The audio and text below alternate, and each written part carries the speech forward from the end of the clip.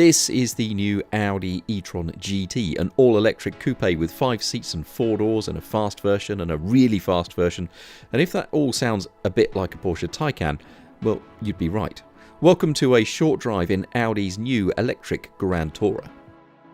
Welcome to the inside, which is very Audi-ish. It doesn't feel, this car, although the underpinnings are pure Porsche, or pure Volkswagen Group, they do have a very different, distinct feel. The Porsche feels like Porsche. This feels like an Audi in here. So it's all very slick. It's all pretty nicely put together, despite the fact that it's a really low car.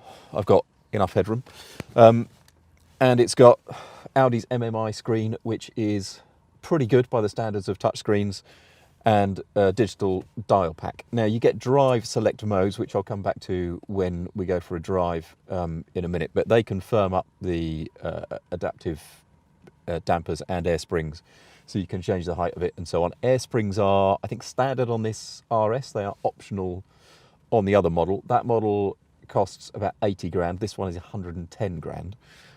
It's got loads of power. It's got 650 metric horsepower, so most of that comes from the back axle, a bit of it comes from the front. Like the Porsche Taycan, there is a 2-stage gearbox at the back, 2 gears at the back, but it only puts itself in first gear if you're in like the most dynamic mode or in launch mode, and actually the full power only comes in launch mode because the rest of the time it's got a bit less, as I will explain when we go for a drive. But yeah, so why don't we do that? I'll set up a camera in here and we'll go for a quick drive in one, then the other, and see what they're like. Okay, so this is the RS e-tron GT. It is a really quite cool interior. You've got carbon fibre in here, which is not going to save a lot of weight, is it? Actually, it's for effect. This is a 2.3 tonne car or thereabouts, so it is a big heavy car because there is this huge battery pack underneath the floor. I am in a comfort drive mode at the minute, I think, yeah, which is, it's a reasonable amount of road noise. It's pretty flat. The steering is light, quite responsive, and it feels like an Audi rather than a Porsche, whereas the Taycan does feel, that sounds stupid, but there's so much shared componentry between them. This 800-volt architecture, with this big platform, where the motors are pretty much the size of the car and everything, they're so similar, but whereas the Taycan does absolutely feel like a Porsche to drive in terms of its steering response and its ride, this feels more like an Audi. So the steering is that bit lighter, and the ride, certainly in this comfort mode, is less nailed down. So let's stick it through into dynamic. I'll get paddles on the steering wheel. What they do is they change the amount of deceleration that you get when you lift off the throttle. But in no form is it anything like a Nissan Leaf where you could do one pedal driving. But I like the idea that the more you pull on that paddle, the more deceleration you get on liftoff. Obviously up to a certain amount of braking. I think it's about 0.3 G. All the braking is done by the electric motors. They become generators and put power back into the battery. And beyond that, the discs start to do their thing. This is on carbon ceramic discs. I think they're optional even on the RS. The other e-tron we'll jump into in a minute, that has got cast iron discs. So those lighter brake discs will give a reduced unsprung mass, which means the wheels move up and down more easily. 21-inch wheels on this car. They look big to me for 21s, which suggests that the car is really low. It does look a bit like a concept car, huge wheels, really low to the ground. And it is the fact that it has an electric rather than an internally combusted architecture, which I guess allows that. But at 2.3 tonnes, it is heavy. That's the size of pretty much a Porsche Panamera. Panameras weigh about 1900 kilos, I would think, in that sort of turbo spec. This of the same performance is a good 250, 300 kilos heavier. So this is, I guess, with this power output, this is equivalent to a Taycan turbo. It is quite wide, It's like 2.2 meters, I think, with the mirrors. Just under, like literally just under 2 meters without the mirrors. Without the mirrors is a useful aid, because I'm on a road at the minute. If the mirror just slightly grazes a hedge, that doesn't matter. Body width is as important as width with mirrors. Okay, so national speed limit signs come up. I'm doing 30 miles an hour. I'm in the dynamic mode. Let's get it on a straight uphill.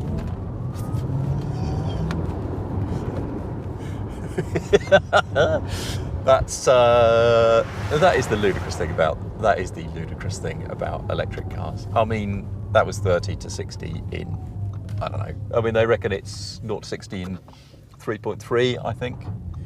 There is a launch control.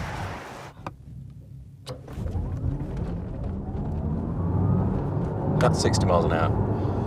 I mean, it's just ridiculous. It's just ridiculous. Off the scale. Okay, so when you start to ask a little bit more of this car, you start to feel its weight a bit, but the steering builds up a little bit of weight. The body stays really flat, really composed. I mean, like really flat. One of the advantages of an EV platform like this is that all of the mechanicals are low down. So although battery electric vehicles are heavier than an internally combusted counterpart would be, they do corner with impressive flatness. Agility is not necessarily the right word because there's quite a lot of inertia, but quite a lot of keenness that you wouldn't otherwise find, you know, if it had a big lump of 300 kilos in the front. You know, the lump is heavier, but at least it is central and low. So it's not an unrewarding, unengaging car. Unsurprisingly, because it's been given sort of Audi rather than Porsche dynamics, the steering is not as nice. The steering in a Taycan is heavier, more feelsome, and more back. You know, it's clearly a deliberate decision Audi makes to make its steering systems lighter and less involving. It makes them easier to drive around town. It makes them arguably a more relaxing car to drive on a motorway or something. But it's not as involving. But, you know, that is the choice you make, isn't it? You know, it's which do you prefer? Do you prefer the way Porsche does things, or do you prefer the way Audi does things? This is a criminally good-looking car. This is unbelievable. It looks like a concept. It looks like it's just rolled off of a motor show stand as a concept. It is an astonishingly pretty car. And it really does change direction and stop. And even though the steering isn't that involving, the way it goes down the road is, I think, really, really impressive. But anyway, enough of the RS. Let's get into the other one, the less powerful. And so then to the slightly lower powered E-tron GT Quattro, which has on its overboost function more like 550 rather than 650 horsepower. But a similar setup in that is only really available at step off in most dynamic mode or under launch control for a few seconds, and then it reverts to a bit less. But such is the nature of EVs, and such is the nature of torque production from 0 revs, that they give maximum pounds-foot from basically 0 RPM. Very rare do you think, oh, this battery electric vehicle doesn't have enough power as it sets off. So this one feels a bit softer. I'm going to put it into dynamic again to see if that firms it up. They steer quite similarly, you know, with a little bit of lightness, quick response. The body does stay flat. I mean, they feel, as you might expect, because they're mechanically so similar, much like the same thing.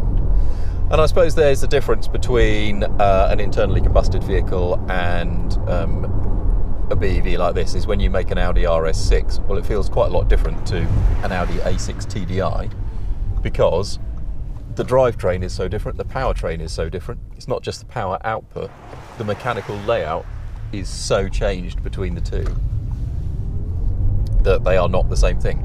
The differences between two battery electric vehicles in a range are much reduced because mechanically they're so similar. This car makes less power than the RS e-tron, gives it a longer theoretical range of 298 miles compared to 283 for the RS. Now obviously it depends on how you drive them. If you go the same speed in both, then you'll flatten the battery at roughly the same rate.